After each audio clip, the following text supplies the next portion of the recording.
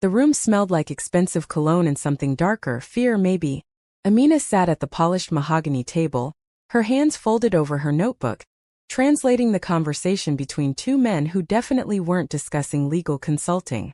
"Tell him the shipment arrives Thursday," the American said, his voice too casual for someone discussing cargo at midnight.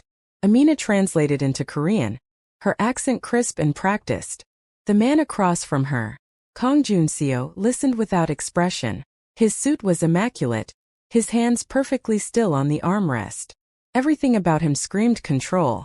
The American continued, "And remind him what happens to people who don't pay on time." As Amina opened her mouth to translate, one of Kang's men leaned forward and muttered in Korean, "Boss, should we show him the basement like we did with that last guy? The one who's still screaming." The words were street slang, not business Korean, the kind you only learned if you grew up around the wrong people. Amina's blood went cold, but she kept her face neutral and translated the American's threat as if she'd heard nothing else. The room went deathly silent. Kang Jun-seo's eyes fixed on her for the first time all evening. When he spoke, his voice was soft, almost gentle. "You're not supposed to understand that sentence." Before we rewind and show how Amina ended up in that room, quick question. Where in the world are you watching from? Drop it in the comments. And if you enjoy intense stories like this, hit subscribe. 3 weeks earlier, Amina had been desperate enough to ignore red flags the size of billboards. The job posting had been vague. Korean translator needed for business consulting. Night hours, competitive pay. She'd sent her resume anyway because competitive pay meant she could finally afford to fix the leak in her apartment ceiling and maybe, just maybe, send something home to her mother in Nairobi. When Yara saw the address for the interview, she'd grabbed Amina's phone. "This is in the warehouse district. Nobody does legitimate business there at 10 p.m. I need the money." Amina had pulled on her only professional blazer, the one with the small stain on the sleeve she always tried to hide. "You need to not end up murdered in pieces." But Amina had gone anyway because immigrant desperation made you brave or stupid, and the line between the two was thinner than people wanted to admit. The interview had been strange from the start.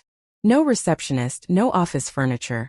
Just a man in an expensive suit who looked her up and down and said, "You speak Korean?" "Fluently. I studied in Seoul for 2 years." "Show me." She switched smoothly from formal Korean to casual speech, letting her range speak for itself. The man nodded once. "You start tonight." That should have been her first clue to run. Now, sitting in that conference room with Kang Jun-seo's eyes boring into her, Amina understood exactly what kind of business she'd stumbled into. And more importantly, she understood that she just revealed she understood far more than a simple translator should. She started, but Kang raised one finger. Not aggressively, just enough to stop her words. He spoke in Korean to his men, his tone conversational. "Continue with the meeting. We'll address our translator's unique qualifications later." The meeting dragged on for another 20 minutes.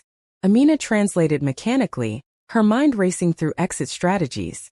The American finally left, flanked by 2 of Kang's men who would escort him out.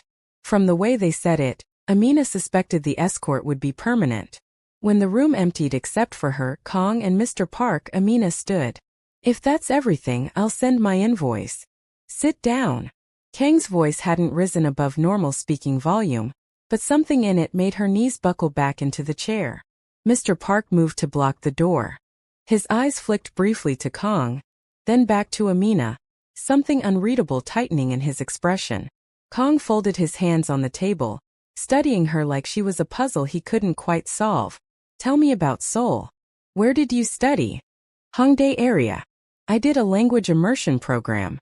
"And the slang you understood tonight? They don't teach that in immersion programs." Amina's palms were sweating. "I had Korean friends. We went out." "You pick things up. You pick up street Korean? The kind used by gangsters and criminals." Kang tilted his head slightly. "What kind of friends did you have, Miss Cole?" The use of her name sent ice down her spine. She hadn't given her full name to Mr. Park, which meant they'd already looked into her background. "I don't want any trouble," she said, switching to Korean without thinking. "I needed a job. I'll translate whatever you need and forget everything I hear. That's what you pay me for." "Actually," Kang replied in English, I haven't decided what to pay you for yet. He stood, and despite not being an imposing man physically, his presence filled the room. You have two choices, Miss Cole. You can walk out of here, forget this address, forget my face, forget every word you heard tonight. I'll pay you for your time, and we'll never see each other again. Or you work for me. Exclusively. You become my translator for all business dealings, which means you'll see and hear things most people don't survive knowing. He moved around the table, stopping a careful distance away. Close enough to be intimidating, far enough to not be threatening.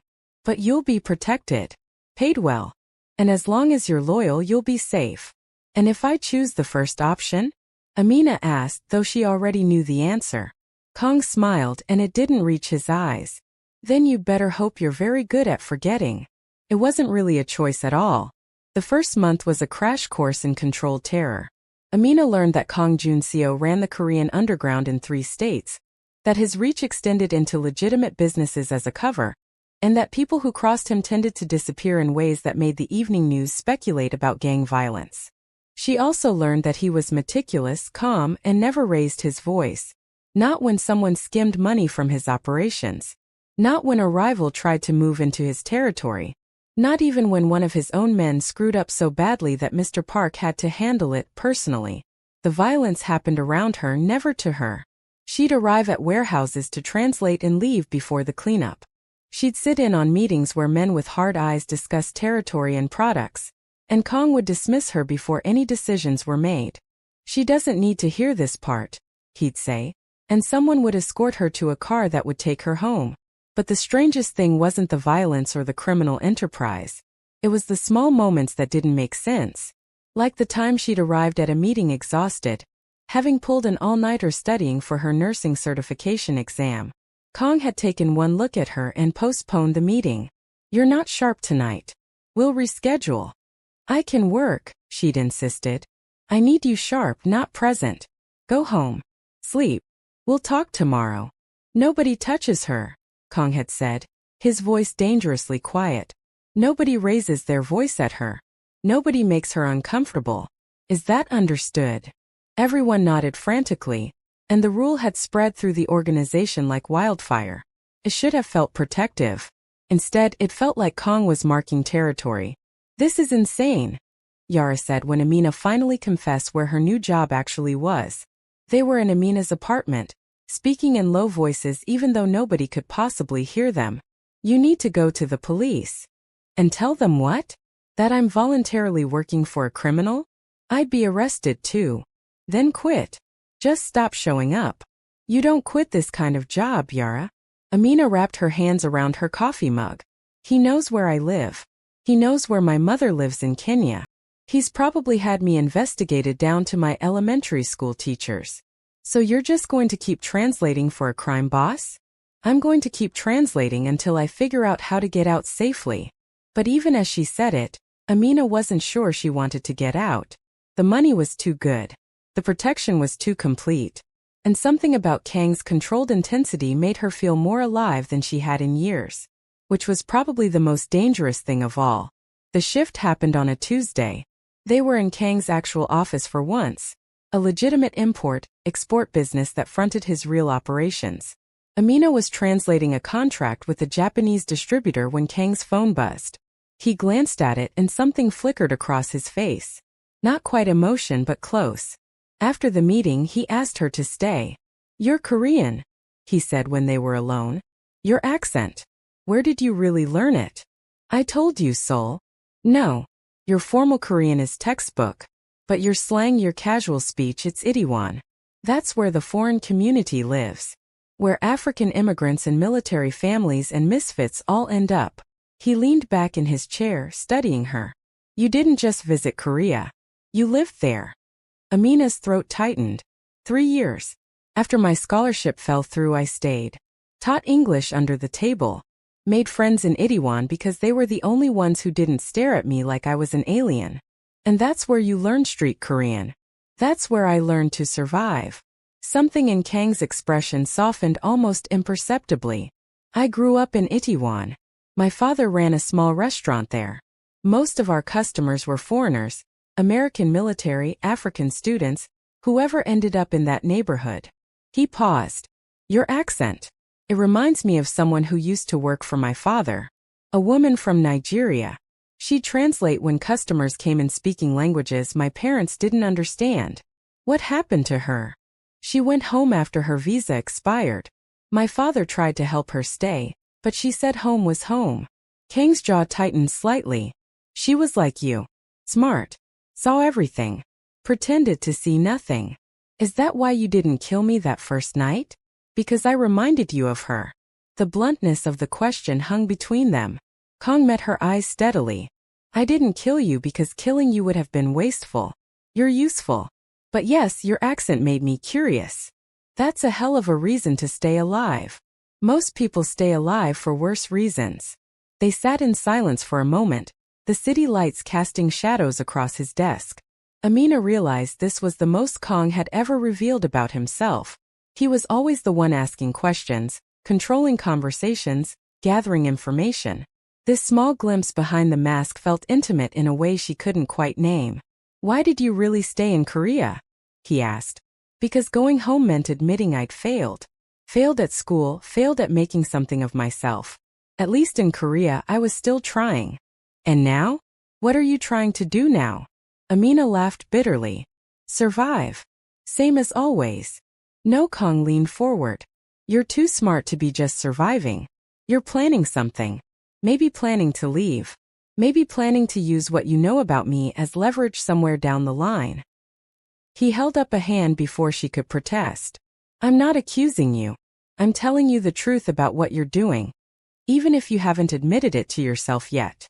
And if I am planning to leave? Then you'll fail. Because once you understand my world, Miss Cole, you can't unknow it. The moment you walked into that first meeting, the moment you heard that slang and understood it, you became part of this. His voice was matter of fact, not cruel. Just stating reality. The only way out is if I let you out. And I haven't decided yet if I will. The words should have terrified her. Instead, they clarified something she'd been afraid to acknowledge. She was trapped, but not in the way she'd thought.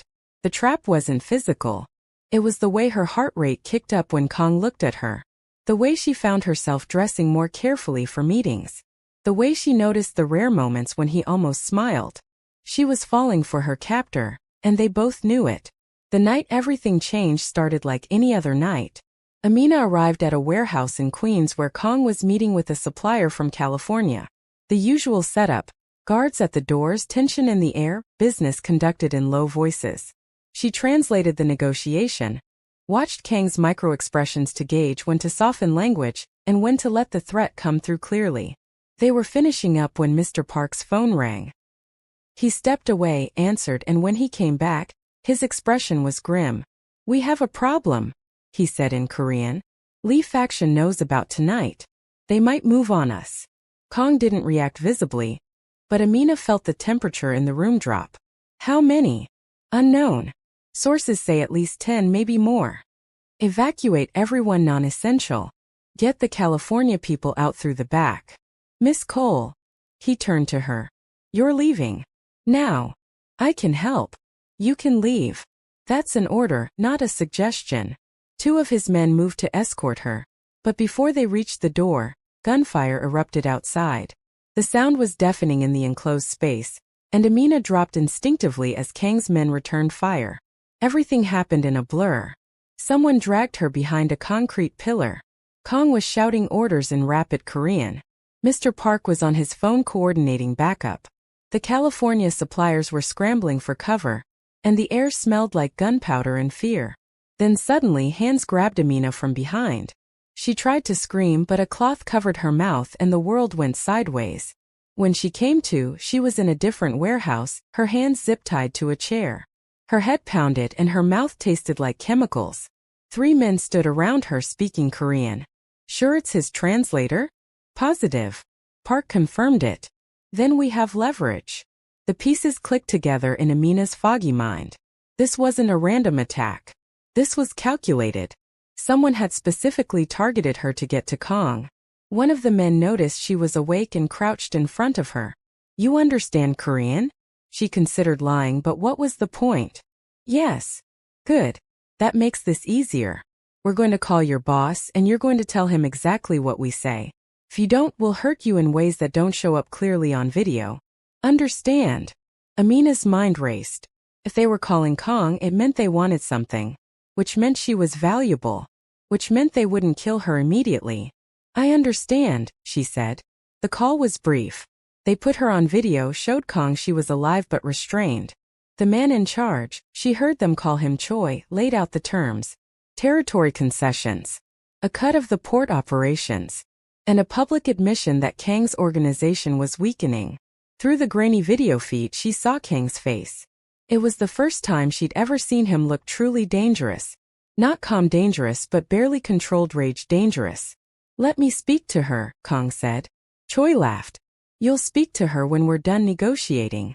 Let me speak to her now, or I'll make sure every member of your family regrets this conversation. Kang's voice was ice. You think you have leverage? You have a 30-second countdown before I stop caring about her life and start caring about your death. The men exchanged glances. Choi shrugged and turned the phone toward Amina. Miss Cole, Kong said, his eyes boring through the screen. Are you hurt? No.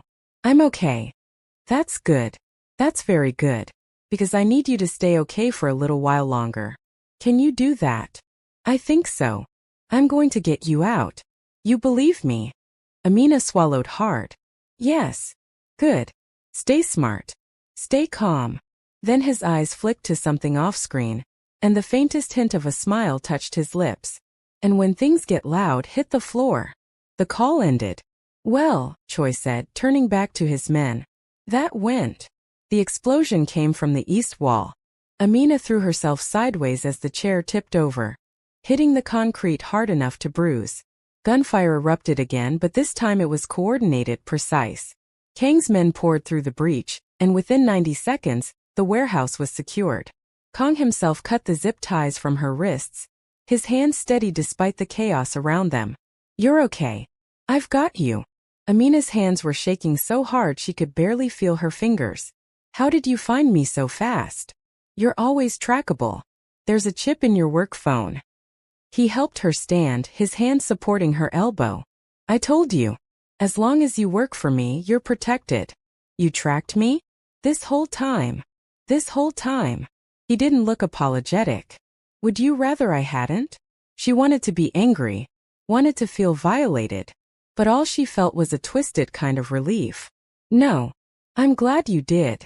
Something shifted in Kang's expression. For the first time since she'd met him, he looked almost uncertain. We need to leave. But first, he turned to where Mr. Park had Choi restrained. Did you know about this? Mr. Park's face went pale. Boss, I would never. The leak came from inside. The Lee faction knew exactly where we'd be. Exactly when Miss Cole would be vulnerable. Kang's voice was surgical in its precision. There are only 4 people who knew the full schedule tonight. Me, you, Chin, and Wei. It wasn't me, Mr. Park insisted. But Amina saw it. The tiny flicker in his eyes when Kong mentioned Chen's name. The almost imperceptible tension in his shoulders. It was you, she said quietly. All eyes turned to her. It was you, she repeated, looking at Mr. Park. You've been undermining him this whole time. You thought he was getting weak, focusing too much on protecting me instead of the business. Mr. Park's hand moved toward his jacket, but Kong was faster. The gun appeared in his hand like magic, aimed steadily at his second-in-command. Is she right? Kong asked. The warehouse went silent. You're not who you used to be, Mr. Park finally said. The old you would never have let some translator dictate operations. You canceled meetings for her. You made rules about her. You're compromised. I see. Kang's finger didn't move from the trigger. And you thought betraying me was the solution? I thought giving you a choice would remind you who you are. The business or the girl. Territory or sentiment. Mr. Park's voice turned bitter. But you chose wrong. You came for her immediately. Didn't negotiate. Didn't consider the strategic options. Just charged in like some lovesick fool. You're right, Kong said. Everyone froze. I did choose wrong. I chose her over strategy. I chose her over territory. I chose her over the smart play. Kang's gun didn't waver. And I'd do it again. Every single time. The shot echoed through the warehouse. Mr. Park dropped. Kong holstered his weapon and turned to his remaining men. Clean this up. Secure all Park's contacts. Find out who else was involved. Then he looked at Amina. We're leaving. She let him lead her out, her mind too overwhelmed to process what had just happened. Kong had just killed his most trusted lieutenant. Had just admitted publicly that she mattered more than his organization's stability. Had just made himself vulnerable because of her. In the car, Amina finally found her voice. You shouldn't have done that. Killed a traitor? Chosen me. He was right. You made yourself weak. Kong looked at her for a long moment. Would you rather I'd left you there? That's not the point. That's exactly the point. He reached over and took her hand, the first time he'd deliberately touched her in all the months she'd worked for him. His fingers were warm, steady. I didn't build this empire to serve it. I built it to protect what matters to me. And somewhere along the way, you started mattering more than any of it. That's insane. Probably. He smiled, and this time it reached his eyes. But I've never claimed to be entirely sane. Your organization is going to fracture. People will see this as weakness. They'll try to take advantage. Let them try. He squeezed her hand gently. I've lost second-in-commands before. I'll restructure. Rebuild. But I can't rebuild if I lose who I am. And if I'd left you there, if I'd negotiated, if I'd treated you like a chess piece instead of… He stopped. Instead of what? Instead of the only person in this city who's ever looked at me and seen someone worth protecting too. Amina's breath caught. I don't protect you. You protect me. You stayed. After you understood what I did, you could have run 100 times. Could have gone to the police. Could have disappeared. But you stayed. That's protection too. That's trust. And trust is the only thing I've never been able to buy. They sat in silence as the car navigated through Queens.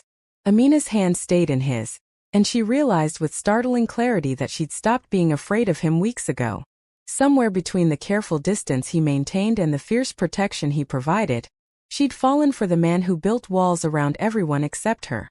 What happens now? She asked. Now you have a real choice. Not the fake one I gave you that first night. Kong turned to face her fully. You can leave. I'll make sure you're safe. Give you enough money to start over anywhere you want. Erase your connection to me completely. You'll be free. Or you stay. Not as my translator. Not as my employee. But as… He hesitated, and it was the first time she'd ever seen him unsure of his words. As whatever you want to be. Partner. Equal. The person who tells me when I'm being an idiot. The person I protect because I want to, not because I have to. That's a terrible idea, Amina said. I'll make you vulnerable. People will always try to use me against you. Yes. Your empire will suffer. Probably. You could die because of me. I could die tomorrow crossing the street. Kang's thumb traced circles on the back of her hand. But I'd rather die having lived fully than survive forever having never taken a risk on something real. Amina thought about her apartment with the leaking ceiling. Her nursing certification she'd never finish. Her mother's voice on the phone asking when she'd come home. The normal life she'd always thought she wanted. Then she thought about the way Kong remembered her coffee order. The way he'd crossed a warehouse under fire to cut her free. The way he'd looked at her and seen someone worth burning his world for. I'll stay, she said. But I have conditions. Name them. I'm not going to be some kept woman you hide away. If I'm staying, I'm all in. I learn the business.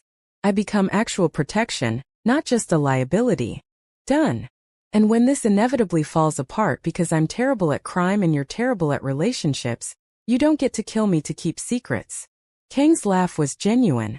I promise not to kill you when our terrible relationship implodes. That's the least romantic promise I've ever heard. Good. I'd hate to set unrealistic expectations. He pulled her closer, and this time when he looked at her there was no mask. No control. Just raw wanton fear and hope all tangled together. I'm going to kiss you now. If you don't want that, tell me to stop. Amina should have told him to stop. Should have maintained distance. Should have protected herself from the inevitable disaster this would become. Instead, she kissed him first. It wasn't gentle. It was months of tension and fear and anger, and something deeper all crashing together. His hand cupped the back of her neck, hers fisted in his jacket, and for a few perfect seconds, the world outside the car ceased to exist. When they finally broke apart, Kong rested his forehead against hers. "I'm going to ruin your life." "Probably," Amina agreed. "But at least it'll be interesting." The next 3 weeks were chaos. Kong hadn't been wrong about his organization fracturing. Mr. Park's betrayal had been part of a larger coup attempt, and rooting out all the conspirators meant trusting no one. Amina found herself thrust into the center of it, not as a translator but as one of the few people Kong knew absolutely hadn't been compromised. She learned the business faster than she'd expected, learned to read shipping manifests and identify discrepancies, learned which questions to ask and which to leave alone, learned that criminal enterprises ran on the same principles as legitimate ones: supply, demand, and ruthless efficiency. Yara thought she'd lost her mind. "You're dating a crime boss," she'd hissed over coffee. "You realize that's not normal, right?" "Since when has my life been normal? There's abnormal and then there's actively insane. This is actively insane." But Amina couldn't explain the feeling of finally being seen by someone, of being chosen, not despite her complications but because of them. Kong didn't want her to be softer or easier or more convenient. He wanted her exactly as she was: sharp-tongued, overeducated, perpetually caught between two worlds. The empire stabilized slowly. Kong promoted Chun to second-in-command, restructured his operation to be more compartmentalized, and made it clear that anyone who touched Amina would answer to him personally. "You've made me a target," she said one night, curled up in his actual apartment. Not a safe house or a business office but his real home. "I've made you protected," he corrected. "There's a difference. People are going to keep trying. Let them. I haven't survived this long by being easy to kill." He pulled her closer. "Besides, you're learning. Give it a few months and you'll probably be better at this than I am." "Doubtful. You caught Park's betrayal before anyone else did. You have good instincts." "My instincts told me not to take that first job. And yet here you are." He kissed the top of her head. "No regrets." Amina thought about it. Thought about the danger, the moral compromise, the fact that she was complicit in crime she'd once condemned. Thought about how her life had veered so far off course from what she'd planned. Then she thought about the way Kong looked at her like she'd hung the moon. The way he listened when she talked. The way he'd literally chosen her over everything he'd built. "No regrets," she said. And for once she meant it. Regret implied she'd change things if she could. And despite everything, despite the danger and the chaos and the absolute insanity of falling in love with someone like Kong Jun-seo, she wouldn't change a single thing. Because somewhere between that first terrifying meeting and now, she'd stopped just surviving. She'd started living. Thanks so much for watching till the end. If you enjoyed this story, don't forget to subscribe for more heartwarming stories. Drop a comment telling me would you have stayed or run. And hit that like button. Share to help this story reach more people.